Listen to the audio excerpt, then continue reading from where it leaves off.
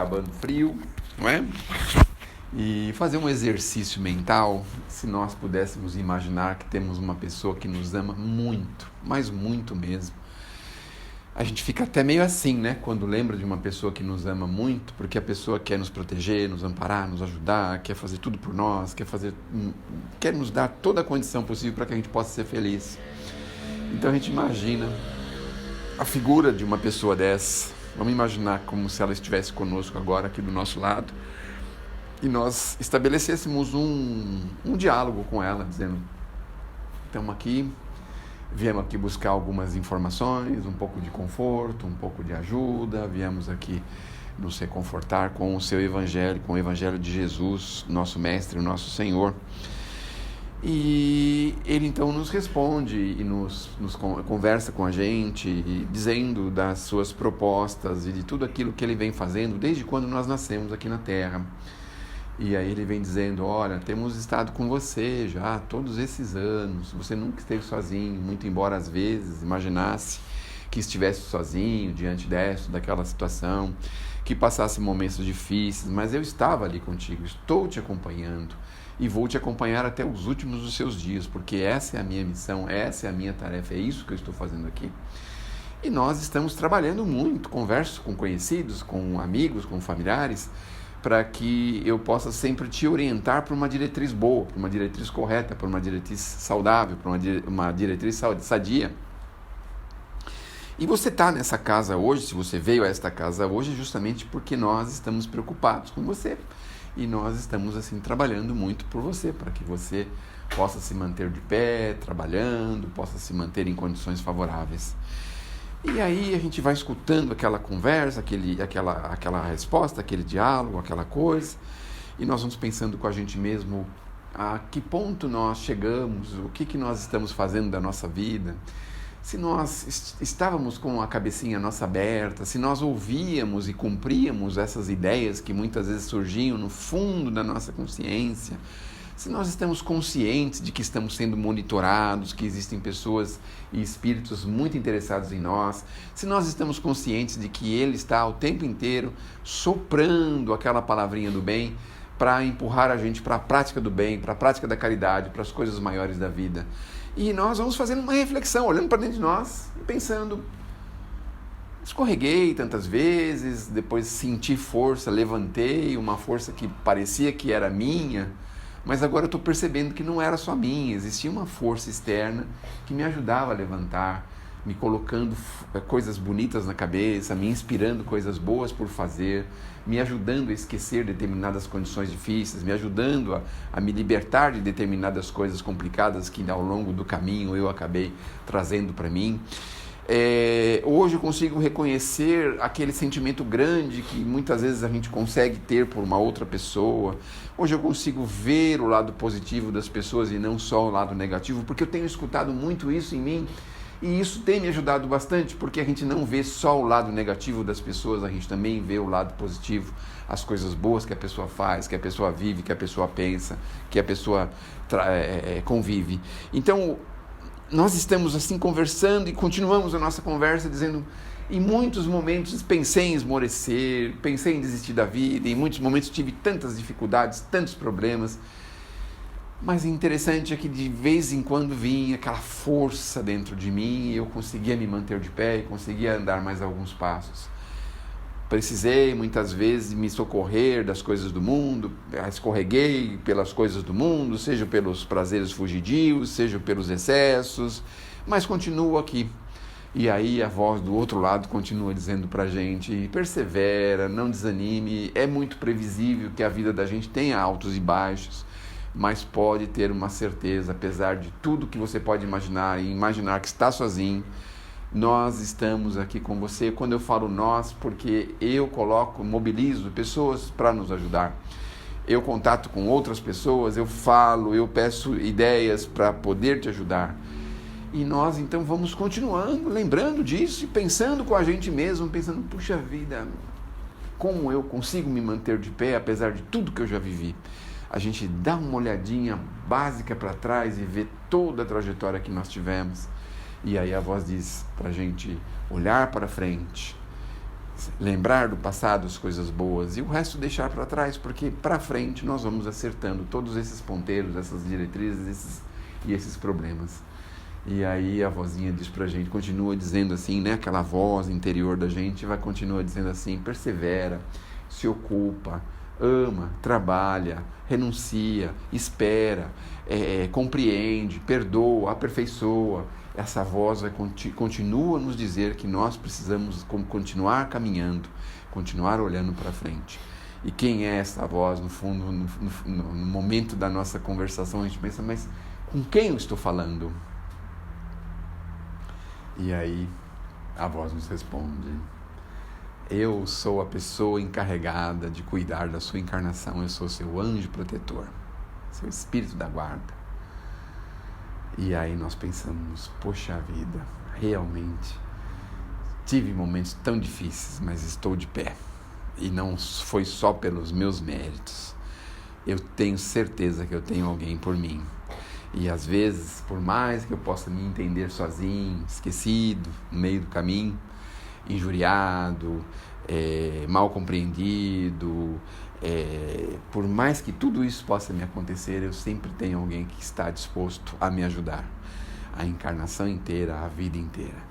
E nós então, e com isso nos reconfortamos, nos colocamos numa condição favorável, ganhamos força para continuar vencendo, lutando novas batalhas e vencendo. Então, se até ontem tínhamos em casa uma pessoa difícil, seja um marido, seja um filho, seja uma pessoa difícil, a partir de agora nós estamos renovados com as nossas forças para continuar trabalhando, continuar lutando para vencer. E vencer, segundo a nossa concepção, a concepção dos nossos benfeitores amigos, não significa aquela ideia de que nós vamos sair gloriosos e vencedores. Nós vamos olhar para o Cristo e pensar assim: naquele momento maior, Senhor, o Senhor venceu ou perdeu do mundo?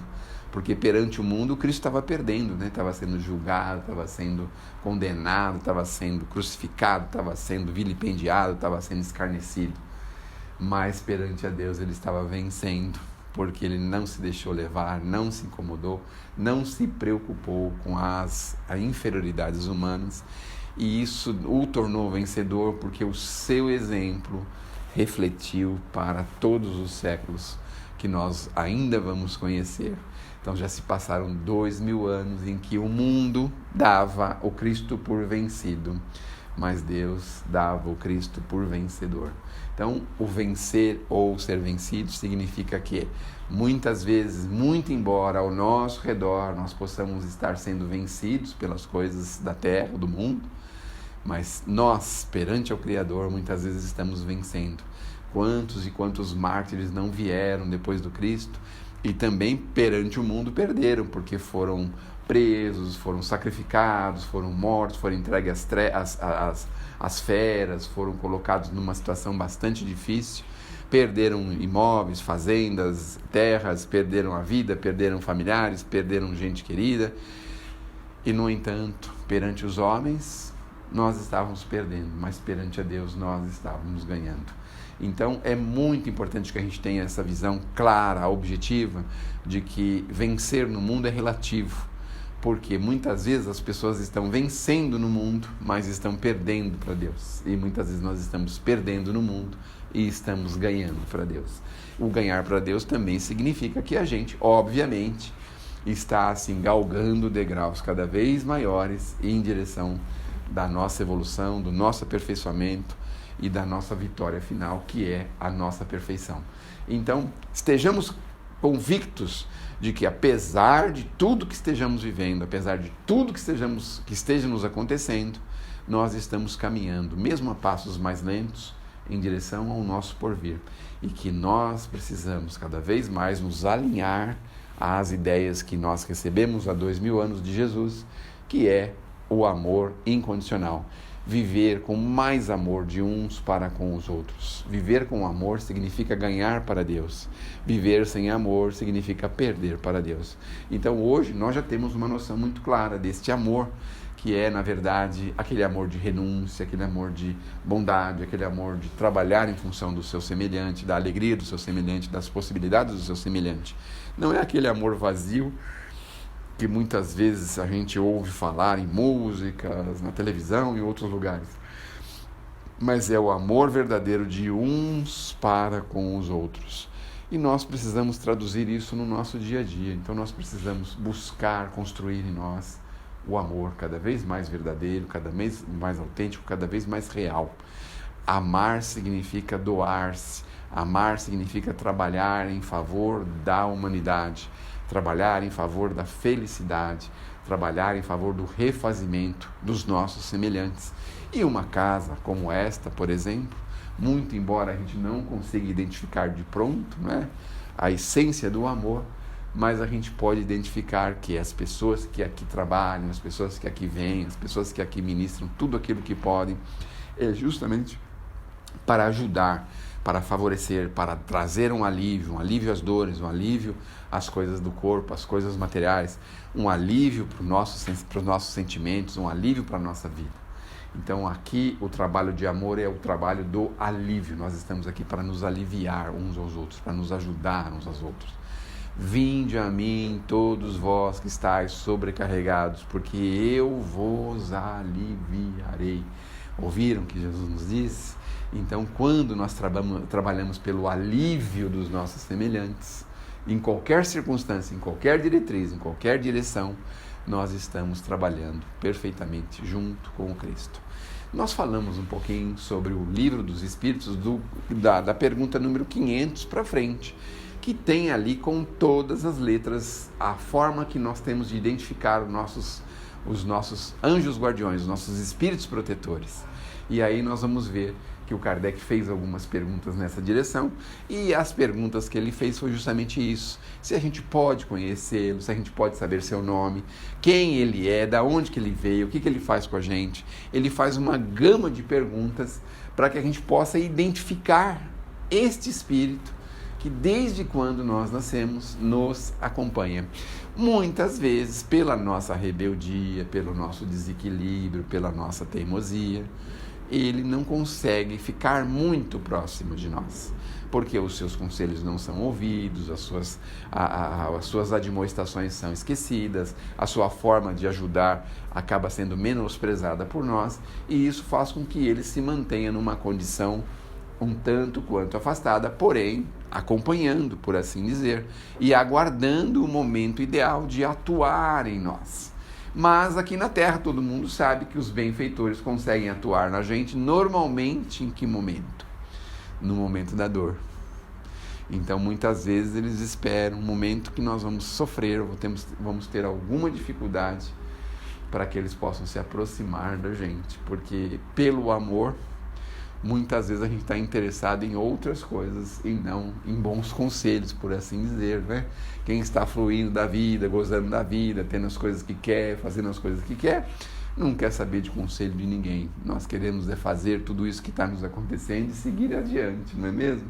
Mas aí vem o momento da dificuldade, do problema, e aí que eles encontram uma brechinha para nos empurrar para frente, nos inspirando a buscar uma casa de reconforto, nos inspirando a pensarmos mais nas coisas maiores da vida, nos inspirando a praticarmos algo em favor dos semelhantes, nos ajudando a raciocinarmos sobre o nosso passado, sobre o nosso presente, sobre o nosso futuro, ou seja, colocando em nós condições para que a gente possa se levantar e continuar atuando, trabalhando, lutando.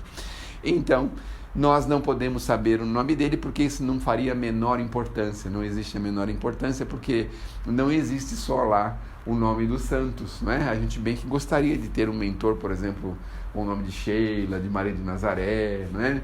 De Moacir Correia, a gente gostaria de ter esses mentores, não é?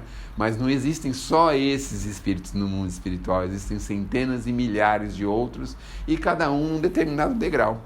A pergunta que Kardec fez a esse respeito também é interessante, porque ele diz assim: então um homem assim não muito evoluído, ou numa condição razoavelmente de evolução, ele pode ter um mentor assim que seja de altíssima envergadura? E os espíritos apelam para a nossa lógica, não é? Como é que nós podemos ter um professor de física quântica se nós não sabemos fazer contas de matemáticas mais singelas?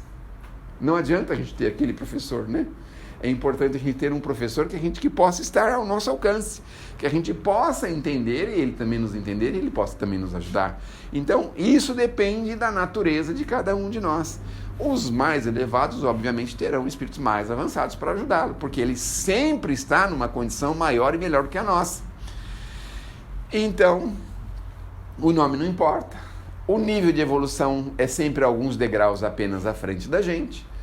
E a dedicação dele é absolutamente exclusiva. Então ele vem só para esse tipo de dedicação. Podem surgir outros ao longo do caminho, porque nós muitas vezes mandamos para o nosso... lembramos dos nossos entes muito queridos, pai, mãe, irmão, pessoas muito próximas a gente, que quando eles passam para o outro lado da vida, eles também ajudam no auxílio ao nosso dia a dia. E aí vem um exemplo muito interessante que eu ouvi alguns anos atrás, que eu achei muito bonitinho, que dizia assim pra gente que os nossos parentes, os nossos afins, nossos parentes consanguíneos, quando tem uma ligação muito forte com a gente, passam para o outro lado da vida, meio na figura de mães, ou de pais, ou de irmãos mais velhos, ou de pessoas muito ligadas a gente, eles nos ajudam bastante, especialmente na parte material. Então é assim, aquela questão do emprego, aquela questão financeira, que nós estamos embaraçados, as questões materiais, o desenrolar de algum documento, ou a solução de algum caso intrincado que a gente esteja envolvido. Então eles nos ajudam a solver, a resolver, a liquidar esses assuntos. Então, não raras vezes, a gente está lá amargando um desemprego há 2, 3, 4, 5 anos, e aí uma pessoa muito querida desencarna, passa alguns dias, alguns meses, a gente consegue uma colocação, consegue ocupar a mente de alguma forma, consegue trabalhar de alguma forma, consegue ser útil de alguma forma e consegue ter uma contrapartida financeira de alguma forma. Então isso eles nos ajudam bastante, nos empurrando, nos encaminhando para que a gente possa cuidar mais e melhor do nosso corpo. Eles acabam nos ajudando de forma absolutamente material. Esses são os nossos parentes mais próximos, não é? Mas os nossos mentores espirituais, os nossos anjos da guarda, nossos espíritos guardiões, eles trabalham num processo prolongado, porque eles vão ter que prestar contas do trabalho que eles realizaram com a gente. É claro que os espíritos amigos dizem pra gente que alguns desses chegam lá envergonhados porque não conseguiram ajudar os seus tutelados, porque eles foram na vida muito rebeldes, fecharam os ouvidos e passaram uma encarnação às vezes inteirinha, sem escutar nenhuma admoestação. Eles chegam lá se lamentando muitas vezes, dizendo, poxa vida, eu não consegui nem que ele fizesse uma prece para Deus. Vocês acreditam que tem pessoas que passam a encarnação inteira e não têm coragem de dirigir uma prece a Deus, ao Criador, nem que seja uma prece decorada como o Pai Nosso ou outras? Então, aquele sentimento forte de orgulho, de vaidade, a visão nebulosa, que não consegue entender que nós somos seres inferiores criados pelo ser magnânimo que é Deus, nosso Pai. E não consegue se dirigir a Deus porque para isso eles precisariam buscar um pouco de humildade em seus corações e em reconhecer um ser maior do que nós, não é? Então, em alguns casos acontece isso, quando a gente distorce o nosso caminho muito fortemente, quando a gente realiza coisas que é justamente o contrário do que aquilo que nós deveríamos realizar. Mas aí vem um ponto que é muito legal e muito interessante. Será que nós estamos sendo bem inspirados? O que é que nós estamos fazendo das ideias e sugestões que chegam até nós? Será que essas ideias e sugestões são apenas para que a gente possa levantar suspeita aos outros, criar problemas para os semelhantes, conspirar contra os próximos? Ou nós estamos recebendo uma inspiração de um trabalho redentor, de um trabalho em favor do próximo, de uma ajuda, um favorecimento ao semelhante? Como que nós estamos recebendo essas inspirações? Então é importante fazermos esse balanço, porque isso também diz respeito muito a nós. Muitas vezes a gente acorda, às vezes com aquela disposição de conversar com alguém, fazer um telefonema, fazer uma visita, fazer alguma coisa em favor de alguém. E às vezes ao longo do caminho, do dia, a gente vai recuando e não realiza aquilo que nós recebemos de inspiração. Então, para sabermos se estamos sendo bem ou mal inspirados, a fórmula básica é simples. basta saber se as nossas ideias são para o bem ou se não são para o bem. Então a gente pode muito bem estar dirigindo, por exemplo, e sermos muito bem inspirados a perseguir o carro que fez alguma coisa errada contra a gente, no sentido de buscar uma satisfação, não é? Então essa é uma boa inspiração, né, por assim dizer, não é? Ou aquela inspiração de que nós somos levados a deixar para lá, às vezes a pessoa não viu ou fez alguma coisa sem querer e coisas assim. Essa talvez seja a inspiração melhor para a gente seguir. Se nós estamos sendo inspirados para revogar uma dívida, para esquecer uma dívida, para perdoar uma dívida que alguém tenha financeira com a gente, ou material com a gente, ou de alguma sorte com a gente, ou se nós estamos sendo inspirados para espizinhar, para ir atrás, para fazer e acontecer e exigir até as últimas consequências. Então é fácil nós percebermos a boa ou má inspiração que estamos tendo. Então a ideia básica é que a gente possa pôr numa balança, saber como que nós vivemos, como que nós acordamos, quais as nossas disposições quando a gente acorda, o que a gente pensa, contra quem a gente pensa, a favor de quem a gente pensa. O que a gente vai fazer durante o dia? Vai ser alguma coisa que pode ser útil para alguém? Nós vamos fazer alguma coisa boa para algum grupo de pessoas ou para alguém naquele dia ou naquela semana? Então a boa inspiração sempre nos leva a sermos bem inspirados. Ou nós estamos sendo inspirados sempre para a reclamação, para a lamentação, para a lamúria, para o desequilíbrio, para o negativismo. Como que nós estamos sendo inspirados? De que forma nós estamos sendo inspirados? Então a ideia é que a gente possa pôr numa balança esse pensamento. Qual é o elemento mental, a massa mental que movimenta na minha cabeça? São coisas que são boas? São coisas que não são boas. Então nós já conseguimos fazer isso, não é? Então tem algumas pessoas que pensam em se fechar para o mundo. Outras pessoas têm a inspiração de devagarzinho se abrir mais para o mundo. Algumas pessoas pensam em se isolar da sociedade. Outras pessoas pensam em auxiliar a sociedade. Algumas pessoas pensam em atacar alguém da sociedade. Outras pessoas pensam em defender alguém da sociedade. Então vejam, é fácil nós sabermos que tipo de inspiração nós estamos tendo. Basta fazermos esse pequeníssimo balanço. Porque aí nós vamos saber se estamos sendo bem inspirados pelos nossos espíritos protetores ou se estamos sendo mal inspirados pelos espíritos que não nos querem o bem. Então, é muito fácil e muito tranquilo. Agora, como resolver se a nossa cabeça martela nas coisas não edificantes, nas coisas negativas? Como nós podemos resolver isso, não é? E aí nós vamos pensar que precisamos criar em nós uma disposição de mudarmos. Porque a pessoa que promove a felicidade, obviamente ela se mistura a ela.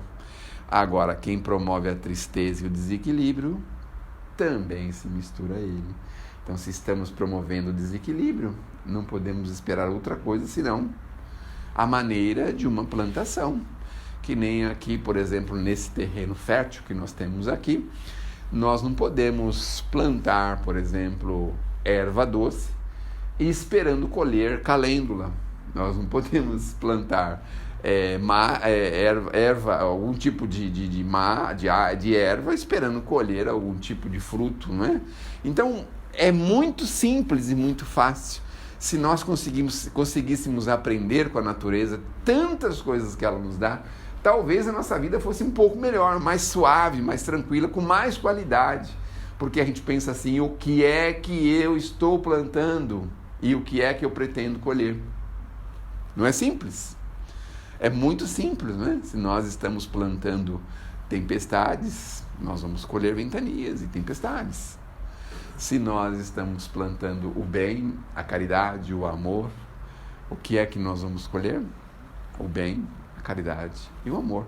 É claro que cada plantação tem o seu período de colheita, não é? Um alface está pronto para ser consumido em 6 meses. Mas uma maçã leva cerca de 10 anos para ter um fruto. E Eu ouvi dizer que as tâmaras, por exemplo, a pessoa que planta não consegue comer da tâmara, porque ela leva mais de 100 anos para dar o primeiro fruto. Imaginem só, né? Então a pessoa planta não pensando nela, ela planta pensando já nos seus descendentes, seus filhos, seus netos, que vão colher esse fruto. Então é preciso nós pensarmos que a natureza é suscetível de nos oferecer muitas diretrizes e muitos caminhos. E a gente vê o sol todos os dias, né? O sol não, o dia, né? O dia nasce todos os dias. Então, os espíritos dizem assim pra gente que a noite, não é? Ela passa e o dia começa novinho, inteirinho, para que a gente possa deixar o dia, a noite para trás e lembrarmos do dia onde nós podemos trafegar e fazer as coisas que nós devemos fazer. Então, é esquecer o dia anterior e lembrar-se do que deve fazer no dia que é o dia atual. Então, se erramos lá atrás, se plantamos mal plantado lá atrás, não tem problema nenhum. O importante é nós começarmos a plantar daqui para frente. É claro que depois a gente vai ter que colher aqueles frutos infelizes ou aquelas plantações infelizes, mas aí nós já vamos ter bastante frutos bons em andamento, em diretrizes. Uma mensagem chamada remuneração espiritual, que o nosso benfeitor espiritual Emmanuel nos fala, que existe uma remuneração espiritual e essa remuneração ela acontece muito facilmente para a gente. E quando nós temos que colher os maus frutos, se a providência divina, através dos seus executores, nos encontrar plantando os bons frutos, ou seja, na prática do bem, a nossa colheita do mal fica suspensa por prazo indeterminado. Olha só que interessante, né?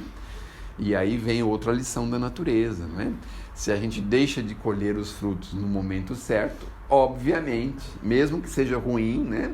Ele vai se perecer e vai até sumir, né? Se nós não tivermos autorização ou não formos levados a colher aquele fruto mau e continuarmos na plantação do bem, aquele fruto mau vai se perecer e nós vamos seguir plantando o bem. Então, estejamos certos, convictos de que a prática do bem é o que nós precisamos para a melhor qualidade de vida e não nos esqueçamos. Talvez chegue um dia em que nós vamos ser chamados aos tribunais divinos, né? Tribunais assim entre parênteses, né? E aí nós não vamos estar sozinhos, vamos estar nós e aquele que nos acompanhou a vida inteira, não é? Então, vamos pensar, né? Para quem que os juízes desse tribunal vão fazer as perguntas para nós, mas também vão fazer perguntas para eles, né? Como é que foi aí a vida desse nosso irmão? E você, o que você tem para se dizer, né? Para se defender, não é? A anônima semente pequenina, atirada por mão piedosa e boa, parecia dormir no charco à toa, sorvendo o sol aos beijos da neblina. Depois cresceu, abrindo-se em coroa, a árvore nobre a frondejar divina.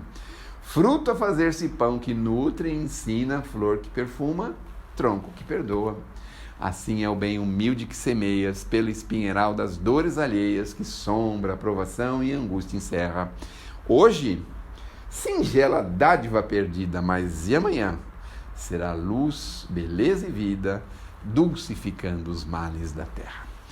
A anônima semente é uma poesia, um soneto da Alta de Souza. Só para finalizar, eu achei muito legal uma frase que eu ouvi ontem, que dizia mais ou menos assim: as poesias normalmente revelam a verdade, mas a maioria de nós detesta a poesia, né?